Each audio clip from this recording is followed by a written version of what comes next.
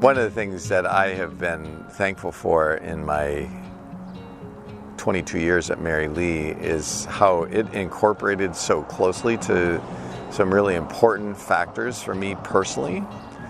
One of the things I get to do at home is to pay attention to the ecology more directly. It's the gardening and connecting directly with getting my hands in the soil where I get my greatest recharge. And 6 years ago, I started planting a fruit, nut, and berry orchard. And so I'd like you to meet this woody perennial polyculture, edible forest, fruit and nut berry orchard. So the first row where you see posts over here is a fruit tree row, followed by a nut tree row as the primary tree, fruit tree row, nut tree, fruit tree. And then you see that there are vines, there are brambles, like raspberries, blackberries, and other fruiting bushes. It's been fun to think about how I can plant this land and it will produce food for us to eat, food for us to sell, food for us to share, and actually be a greater return on investment than if I had taken that same amount of money and put it in the stock market, even when the stock market is performing really well.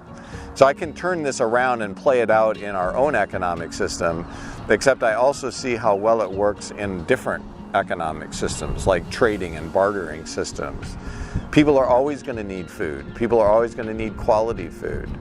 And so why not think about it in that regard rather than just in a dollar and cents kind of calculation in the economy.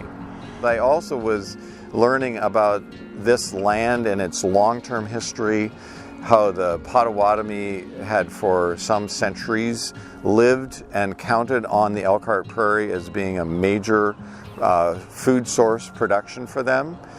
So I was very aware of that. I was also aware of the injustices that are coupled with the settlers coming in, the government forming treaties that were not in favor of the indigenous people. So all of those components coming out of the doctrine of discovery were weighing on me at the same time as I'm working in this very soil that once had been tilled and cared for by the Potawatomi themselves. I also know that settler people cared about this land when they came in and they found it to be very rich and nourishing. And here I am digging holes in this ground and experiencing the same kind of thing. And so I was struggling both with the realization of all these people who cared about this land and the transfers of land that were not just in many cases, and yet I'm the recipient and owner of this land.